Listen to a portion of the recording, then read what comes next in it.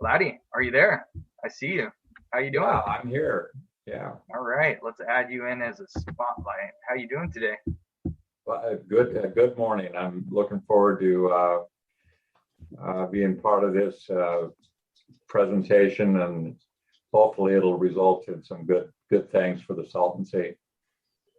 Well, give us a little bit of your history, just personal experience. I know we're going to go over that in your video, but it's always great to hear from you. Discussions on the Salton Sea, but just water in general and water quality. Well, we've been in and around water for probably over 40 years, and I'm somewhat of a naturalist. I'm a hunter and a fisherman, born and raised in Oregon, and have been around the environment for a number of years. And the Salton Sea project really came to my attention when I was a teenager. We used to sneak out, well, not sneak, but go water skiing on the Salton Sea. It was phenomenal, and that was in the mid '60s, and the fishing and the hunting was unparalleled.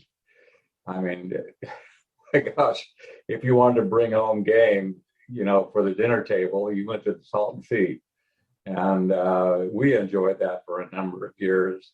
But seeing it today, from that perspective then, and seeing what it looks like today, and then knowing what we're capable of doing, and a number of other people as team members are capable of doing, that's why I'm here. Hopefully we can get the message out, for people to really get active in the remediation of the Salton Sea. It needs it.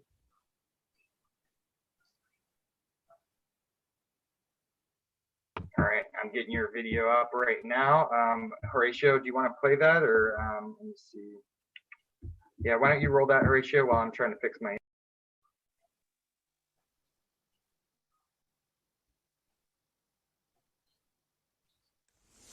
In 2007, Floating Islands West LLC was established by the Flock family. We had been and still are contractors for design build water features. So we worked in and around water for a number of years and designed lakes and ponds and was really involved in that arena. And we couldn't, I was always looking for a biological strategy for treatment. There was lots of chemical treatments out there in abundance, but it just didn't feel right for the fish and the birds that would come onto our water features, and all the cats and dogs, and even human integration. Chemicals just didn't seem right. So when we found out about the floating treatment wetlands from Floating Island International that had started in 2005, it was a no-brainer. We definitely did our homework and investigated, and wound up becoming part of that family. It was quite a decision to leave what we were doing, which we love and still love today, to go into the remediation market with the tool called the Floating Island. So, Bruce, how does a BioHaven floating island work? BioHavens are our man-made effort at replicating nature's model of the wetland. We actually are hoping to concentrate nature's wetland effect, and that effort, as manifested by floating treatment wetlands, otherwise known as BioHaven floating islands, is essentially oriented around concentrating two huge variables, one of which is surface area, the other is circulation. When those two things come together, it's not about plant life, it's not about engendering macrophytes, it is about growing biofilm-generating bacteria. That's our focus. And so, what grows on the surface of the BioHaven matrix and the plant roots to make it so effective?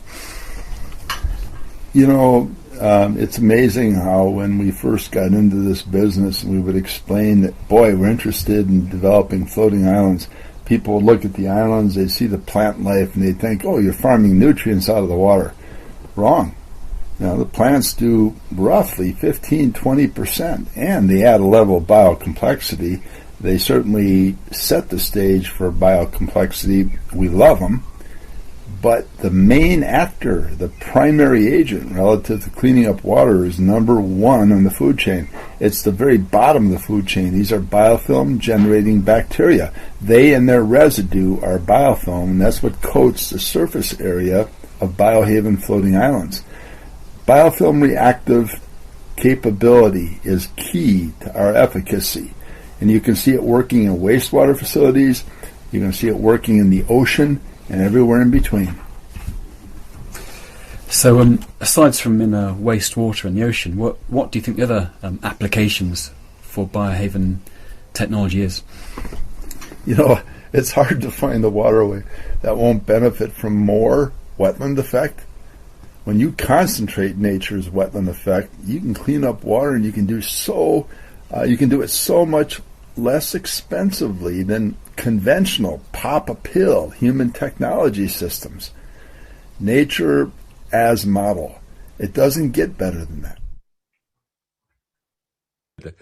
The floating island technology seemed in the beginning to be able to fill that niche or that need, and so we became involved with it and wound up building a manufacturing plant for the West Coast, and very happy that we did that. So now we're making islands for basically the whole United States and Canada. In 2008, we were making islands, and just a number of different kinds of islands that came our way. And with those islands, we learned shortly what kind of plants that would work well, what's going to grow in each zone, what kind of plant medium to use, how to anchor the islands, and how to prepare the island for the environment that the islands would be put on. And we've advanced substantially from that time to now in our models of islands. Today we have islands that have specific armoring, protection against UV, and certainly against the uses that the avian community and the fish community put on the island. Back in 2009, we were commissioned to build a 1-acre island for the avian community, for birds, a specific species. And it was loaded with gravel. And what a task. We had a ball designing and building this first island. And we learned a lot about what to do and what not to do, and certainly gained a lot of ground. And through the years, we've had a number of different kinds of models of islands that perform certain functions. The fish spawning platform, I believe it has its place. A lot of the reservoirs and ponds draw down during the spawning time of fish. Predominantly is irrigation water. And many times those beds or the redds are exposed to the air, no longer by water, and so it just decimates that bed. So if we can put a bed that's a drop down on islands and maintain that constant depth of water, then and then create that environment for the fish to use, we've done a good service to that kind of a community. Docks are certainly one of them, biodocks, small and large islands. The small islands perform extremely well. I mean, they radiate health for bird and fish both that are just incredible, for their size versus a large island. The small islands really perform extremely well. We've had islands for shoreline protection, development, wave remediation, and islands that are used in wastewater treatment, in polishing secondary ponds and polishing ponds for nutrient uptake and for balancing nutrients. So it's been quite interesting developing this market and trying to be the best that we can be. One of the projects that I've always thought about in the California and Oregon is a Salton Sea project. Salton Sea was an incredible lake. When I was a child, a teenager, back in the mid-'60s, I would frequent the Salton Sea hunting and fishing and water skiing. And oh my gosh, it was it was unparalleled. It was just an incredible attraction for fish and bird and humans to enjoy. And it was enjoyed substantially. But just a few years later, today, what a difference. How many changes have this gone through? And there are many people that are asking that question. How can we bring the Salton Sea back to some semblance of what it used to be? And what process do we go through? And if there's funding, where do we utilize that funding? Everybody knows there's been a lot of funding put on studies, but projects that have been few and far between. And it's the projects that I think really need to be that prove out. Our islands should be there on the Salton Sea. They perform the tasks that are needed in that particular area, especially in the areas where there's that transition area where there's a very heavy salt content in the major part of the Salton Sea. But it's not so highly concentrated where the New River and the Alamo River are coming in, and the Tijuana River in that area comes in. There's a lot of lower concentrations, and those are the areas where the island should be. They could create that health and radiate that concentric living area that the birds can enjoy. They don't have to worry about the toxins or the toxicity. The islands perform some oxygen into the waterway, which, that oxygen, that depleted oxygen has been the culprit for a lot of the fish kills. So the islands perform every task that is needed in order for bird and fish to survive and to thrive within that area. Taking little bites out of that elephant, pretty soon you've made a substantial difference. And, it can be in these strategic, radiant, concentric areas that the health has been benefited.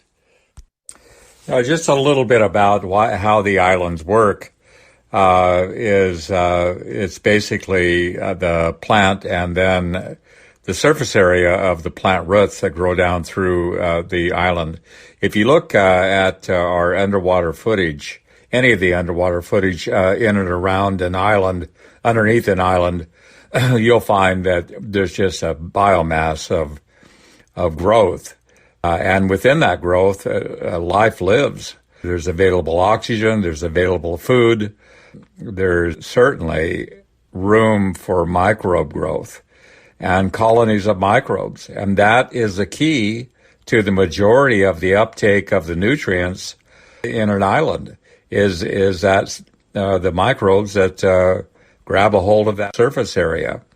And the more microbes, the more nutrient uptake happens. So, in a sense, you could say that we're making fish, or we're creating food for the avian and the fish arenas. And as you can see by some of the slides that, the plant growth on the top of the island creates that habitat, that protective cover. And then when you put the islands out away from the shoreline, you've accomplished quite a task for less attrition on the bird and the fish communities. But really, it's a bioreactor, and wherever you put that island, it's going to react favorably to healthy water conditions in a number of ways, performing nutrient uptake, nitrate, nitrite, phosphates. There's a number of constituents in the water that can be sequestered or gassed off or utilized in the growth of the plants and creating food, and the periphyton that grows very prolifically on the islands. So it's a win-win situation for everyone within that in those areas.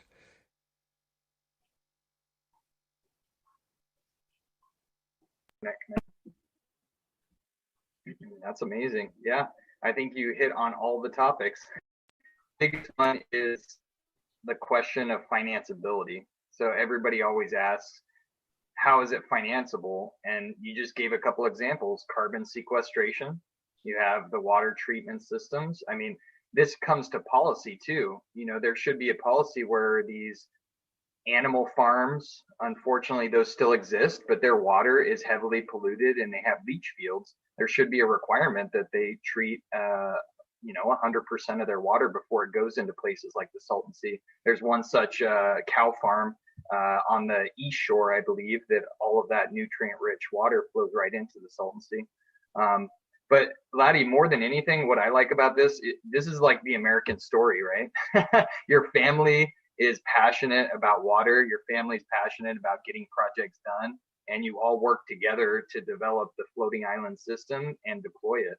And how many jobs are created from that production operation? I mean, in this case, if we were doing large areas within Red Hill Bay or within the Alamo and the New River, it could stretch the length of the Alamo River. And how many jobs would it be in the manufacturing? How many jobs would it be in the installation? How many jobs would it be in the maintenance and operation of those plants?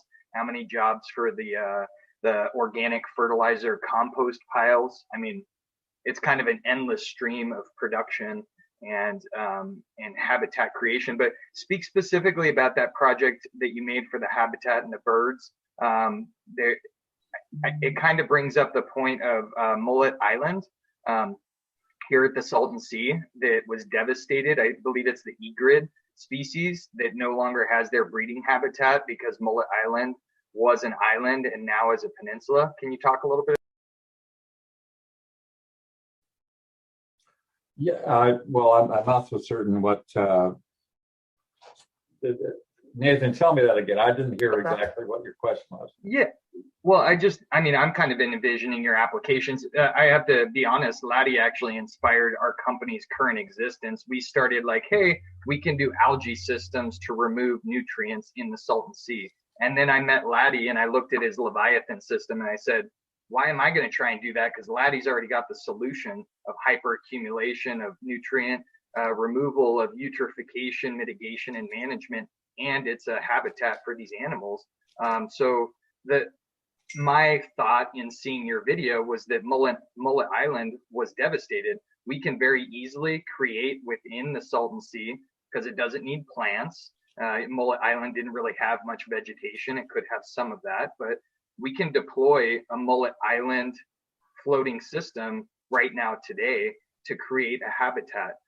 Where do those funds come from? But that's a different discussion. But just talk about that. I mean, it's a simple island system, but it's easily.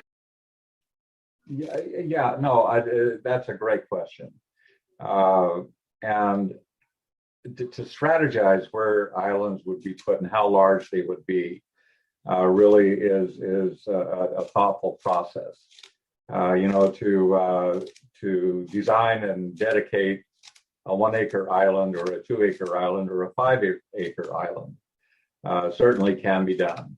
And but will that serve the best purpose? And I think that it doesn't take much of a study to figure out that if we were to put in smaller islands in a number of strategic areas, that way colonies of birds will get along better. There would be more homes for them. We could put plants on some and gravel on the others, and deploy them and put them out there, and then watch, and learn from that. It won't take long. I mean, one season, and we're going to gain within that specific arena, that area, what we believe that is going to work long term, and that's really what we should be looking at. So yeah, that absolutely. Well, and it's a global discussion, right? It's how we use chemical systems to treat our freshwater. We have here in San Diego probably 3 or 4 open streams or open treating systems, or we have places that me and you studied a long time ago at Lake Hodges. That's the water that everybody in Rancho Santa Fe used to drink. We did a study for 2 Leviathans. You could process all their water, and it was $100,000 or $200,000 to deploy those systems to treat most of the water in Lake Hodges. So that scalability and that low cost implementation, it's difficult to get grants though, and it's difficult to get funding for these type of things. So maybe you can give a little brief history on that too, why it's so difficult. The work that we have Jonathan Todd on here too, the work that he and you and I have done to try and get these deployed in the TJ River Valley. Everybody agrees it's a great solution. We answer the same questions about 100 times, and where's the funding at the end of the day to deploy those systems? Well, I think you've answered the question already. The grant is difficult, and there's a lot of competition for the grant monies that are out there. And hopefully today, with the new administration, there would be more monies available for environmental concern. That's what we're all hoping for. So that would increase our odds to attract monies for habitat, environment benefit, and hopefully in the Salton Sea. But grant monies are extremely competitive. No, that's a great comment. And maybe we do have, is Jonathan still here? So I'm glad that he stepped in. We didn't invite him as one of the speakers, but maybe we can bring him up. Jonathan, are you still in? Let's see.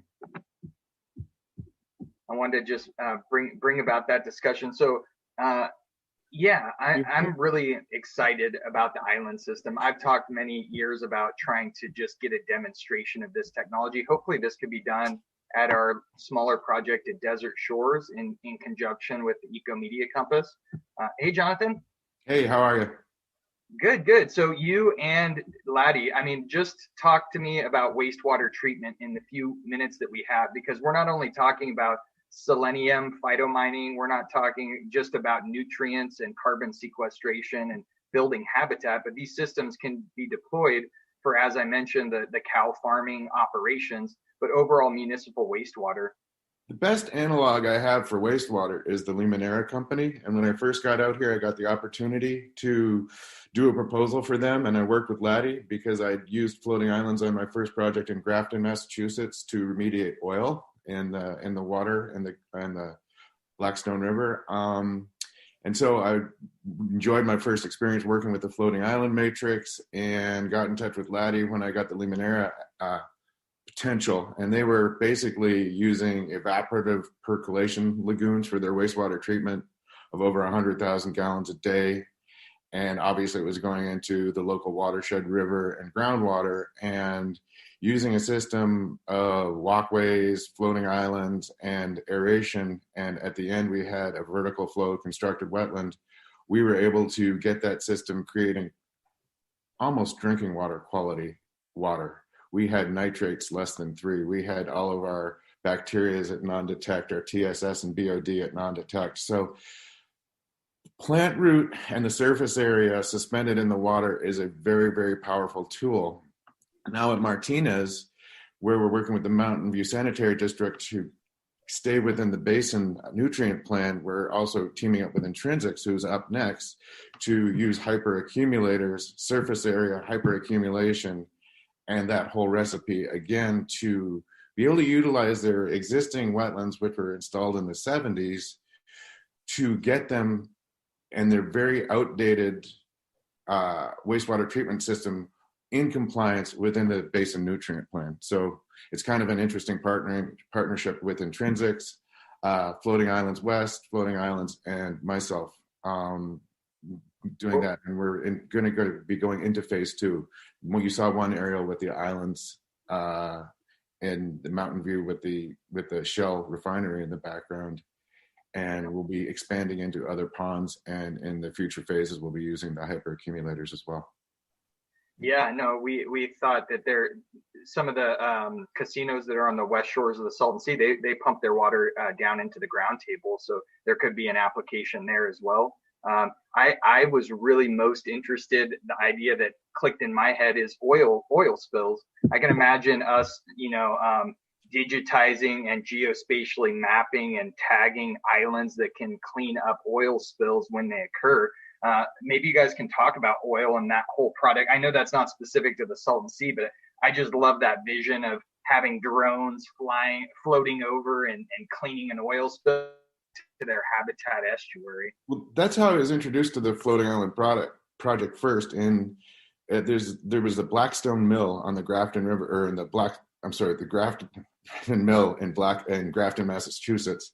And in the late 90s, they had a horrific fire, and all of Bunker C that was stored, that powered the mill, that had been, shut down for decades, spilled into the canal there. And we got a grant from the EPA and the city of Grafton to pilot natural systems. And this was a natural system where we used floating islands in the canal, sediment filters down in the canal, cow wall tanks with floating islands matrices on top. And in this particular system, we introduced mycelia that we got from Paul Stamets into the system. So we're pulling through the bacteria, the anoxic bacterial layer at the bottom of the canal, which did a good amount of, much more reduction than we did. Then we're going through the mycelia and just dripping through the mycelia intermittently so you didn't saturate it.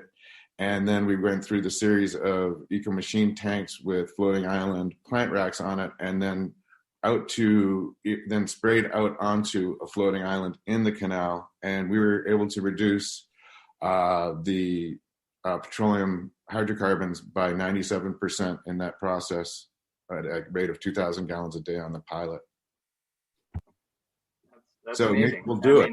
We'll definitely do it. Well, and we kind of look at it. So I think what was discussed yesterday from our collaborating contributors in Mexico, everybody's really talking about what is the financial mechanism. And I'll probably say that many times over the next couple of days, but you just mentioned it, 97% reduction, right? In this case, we have selenium, which is an untreated issue, and we're going to talk about that shortly, untreated, but it could be a financial mechanism because there's farming in other places around the world, like China, that's selenium depleted in their agricultural production. So, these are the funding mechanisms. They're there. We just need that launching platform to be able to A, demonstrate them, and B, deploy them at scale. I can't wait to see the day where we have acres and acres and hectares of floating islands on the Salton Sea, but also because it reduces evaporation water, we're talking specifically over these 3 days of we want more and more evaporation, but in certain cases, it might be a good thing to reduce some of that evaporation water that occurs. That means that there's less salinity buildup in the system because we don't have that fresh water that's leaving the system. At least the Alamo and the New River, that could be a means to, bring in less or shorten the size of our salt sink or something to that effect because we've deployed the floating island systems throughout. And don't forget, we're at peak phosphorus globally right now, and these are great means of harvesting phosphorus, which left into the water column is toxic to nature, but harvested can be reintroduced back into the soils and to raise crops. So that's just another thing that we can do with these. Yeah, and dropping back to Laddie is, hey, this is good for the birds, it's good for the fish, right? And if that is, and we talk about this all the time, we talk about health, life, and safety issues. When we talk about permits and projects and everything else, we have a health, life, and safety issue for the people with dust, but also in the water quality. There's going to be, we've heard from quite a few times, the Border Patrol. Those Border Patrol agents are exposed to this toxic water in the Alamo and the New River. These are particular solutions that could be addressing those issues. Yeah, there's huge health concerns. I've done the ride with Border Patrol along the border and to TJ there, and it's a very real concern. And then, and from a humanitarian perspective, to see a small child's shoe and know that they were then crossing these really foul waters is pretty impactful, and there really should be a call. And I'll just end with saying that, the biggest hurdle there is the multiple agencies and getting them all to play together. The International Border Patrol, Cal Parks, U.S. Fish and Wildlife. It's just it's a real challenge. And then one other point, I just wanted to do a shout out to Bruce, because he's been pointing out for many years that we convert, these pollutants and nutrients into periphyton, which fish graze on, and then we're converting these contaminants into fish flesh. And that's a pretty sensible means of getting them out of the water, as well as doing nutrient conversion with the microbes and luxury uptake with the plants. Right. And I think to the point of, I guess, the low cost solution, these can be deployed on both sides of the border, right? It's not something that has to be specific to the U.S. side. I can imagine the islands being butted up to our border wall and mixed in with the trash removal system, mixed in with our processing plants that take care of the trash, mixed in with the processing of the plant species and taking care of those. So it is multifaceted. I'll kind of mention that too, is that's the point of this summit, right? We're bringing all of the professionals to the table. Many of those agencies aren't able to attend, but might be listening to this at a later date.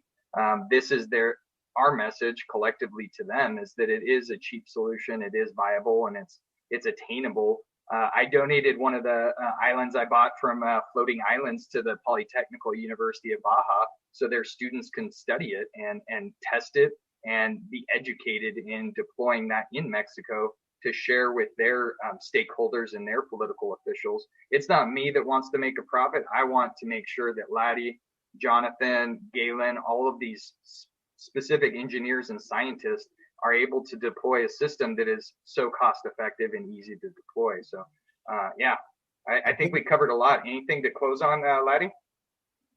No, Nathan, I just admire your tenacity of putting this together and getting the message out. And hats off to you. I appreciate that, guys. We'll stay on the call. I think when we bring in Galen, and if Dr. Freeman's able to join us today too, we might bring you guys back into the conversation, because I think, it's all relative. We're going to talk briefly about land solutions, but in-water solutions are equally as important. I love the idea about any of these rivers being able to get larger, and then you have those areas where we can do these type of treatment systems. So, there's fluid ability to deploy, wider canals that are specific to these treatment systems, similarly to how you guys would design your blackwater treatment ponds. That can happen as we develop this further and study it in more detail. Yeah, I would say that as overwhelming both the TJ River issue and the Salton Sea are, they are so very fixable. and I don't even think the hurdles are so much financial, because I think once we gain some momentum that we can get the funding, but I think they're political and lack of political will to get it done. Well, let me just go on that note, because in the conversation with the Eco Media Compass, the nonprofit group, we worked on desert shores restoration, and we worked with, I would say, 8 different agencies to just get the land acquired and donated to their nonprofit group.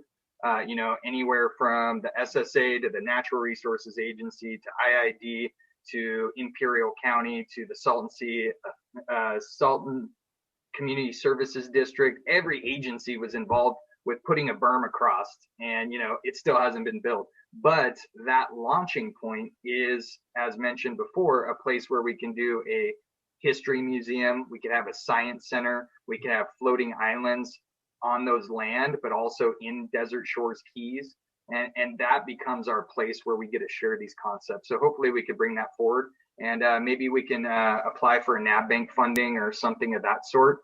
So that way we could deploy this at the New and the Alamo River at scale before they fund a massive wastewater treatment plant, which is a mechanical alternative to what you guys are saying, which is a passive natural system.